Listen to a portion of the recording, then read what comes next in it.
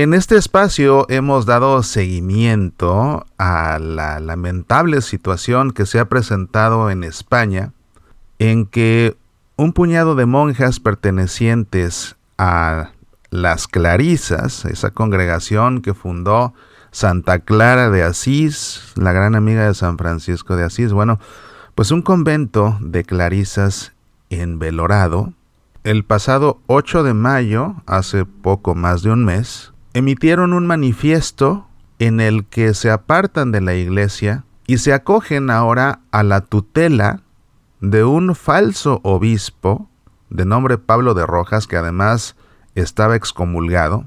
Y a estas alturas, dado que no han entrado en razón, ni han manifestado intención alguna de retractarse y de volver al seno de la iglesia en plenitud, salvo una de ellas desde un principio esto no le pareció, trató de hacerlas entrar en razón, fracasó y entonces se salió de ese convento, no de las Clarisas, pero sí abandonó este convento de disidentes, pero las demás no han querido entrar en razón. Entonces el Tribunal Eclesiástico del Arzobispado de Burgos ha iniciado el mecanismo que, por lo que se ve, va a llevar a la excomunión de todas estas religiosas, encabezadas por su abadesa, Sor María Sion de la Trinidad, una mujer a quien le gusta el poder, que quiere quedarse como abadesa per secula seculorum.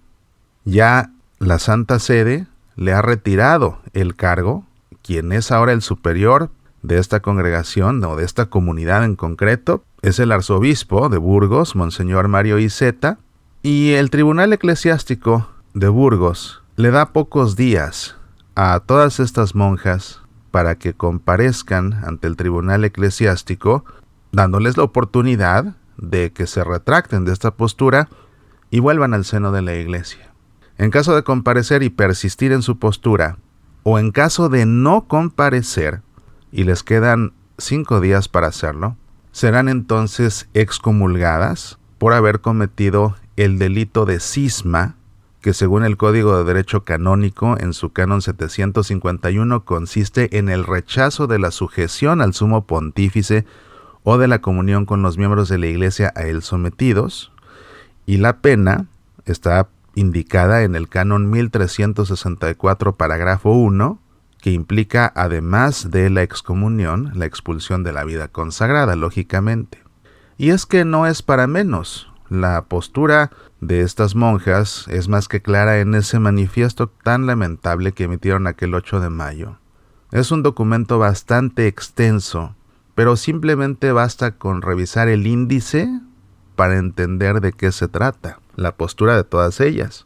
El primer capítulo de su manifiesto tiene por título El Latrocinio Vaticano II, y acusan a la Iglesia, a través del Vaticano II, de robar la fe de miles de millones de creyentes tras la bandera de la apostasía, y juzgan al Vaticano II como el mayor latrocinio de la historia.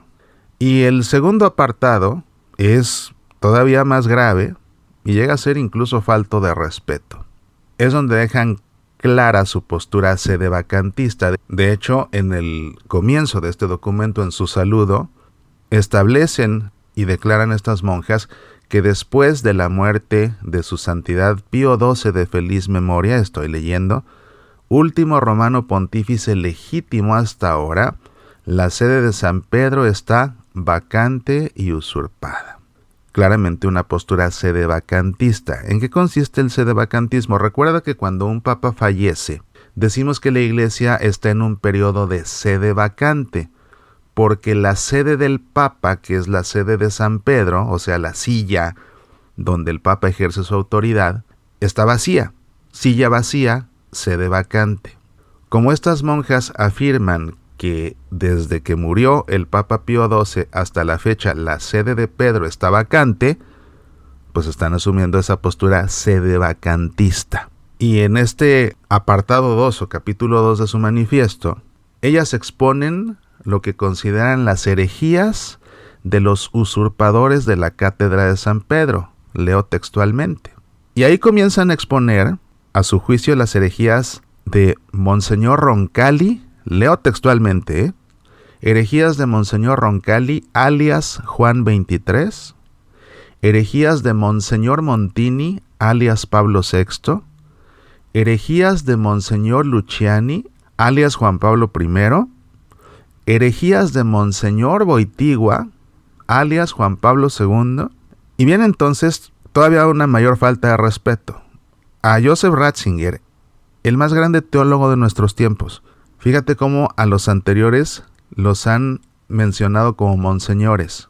En este caso dice, herejías del padre Ratzinger, alias Benedicto XVI, y todavía más grave y falto de respeto, herejías del señor Bergoglio, alias Francisco. Realmente es una postura muy lamentable de este puñado de monjas que se sienten más que la iglesia, que se sienten más que los papas, que se han sometido voluntariamente a la autoridad de un individuo que se dice obispo, que se autoproclamó obispo, que además está excomulgado. Fíjate, ¿en qué cabeza cabe desacreditar uno por uno a los papas desde San Juan 23 hasta Francisco, desacreditarlos a todos ellos? Ponerse en esa postura de a Joseph Ratzinger, ni siquiera referirse a él como monseñor, sino simplemente como padre, y en el caso de Francisco, referirse a él ya ni siquiera como sacerdote, sino como señor Bergoglio, muy buenas para desacreditar a todos los papas, al mismo tiempo que muy buenas para acogerse a la autoridad de un individuo que se autoproclamó obispo y que está excomulgado. Pero ¿en qué cabeza cabe? Y no solo eso, como referimos antes en otras emisiones de esta cobertura, el capellán que tienen es un cantinero fracasado que ahora se las da de sacerdote y capellán según él. Es a estos dos a las que se acogen estas monjas que desacreditaron a todos estos papas. ¿En qué cabeza cabe? Es simplemente increíble, pero real. Ahora bien, es importante dejar claro que de este monasterio de Belorado, en el que quedan 15 religiosas, porque de las 16 que eran, como dije antes, una se salió, la hermana Amparo. De las 15 que quedan, hay 5 que no han hecho ningún pronunciamiento público todavía. Se trata de las 5 monjas más ancianas, que incluso parece que están enfermas. Entonces, cabe la duda de si ellas también han asumido esta postura o no. Y es altamente posible que no. De manera que las que están en la mira son las 10 monjas que aparecieron en un programa de televisión el pasado 15 de mayo, expresando esta postura cismática y sedevacantista. Son en concreto estas 10 monjas encabezadas por la supuesta abadesa, ya no lo es, aunque ella sigue sintiéndose, Sor Isabel de la Trinidad. Y definitivamente no parecen querer entrar en razón. Entonces les quedan 5 días para comparecer. Podrán comparecer con ayuda de un abogado canónico o a título personal, y en esa comparecencia podrán ellas retractarse y acogerse a la autoridad de la Iglesia y del Papa.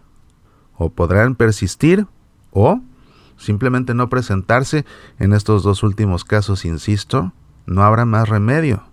Serán excomulgadas, pero pues es que son ellas las que han caído en el cisma y las que se han declarado sedevacantistas.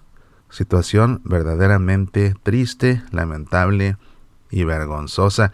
Sigamos rezando por ellas, a ver si acaso alguna de ellas en estos días que faltan entra en razón.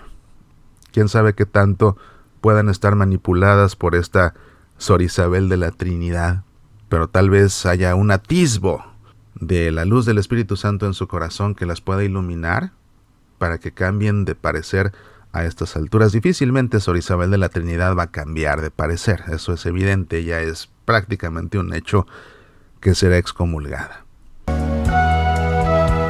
Soy Mauricio Pérez, estas son Semillas para la Vida.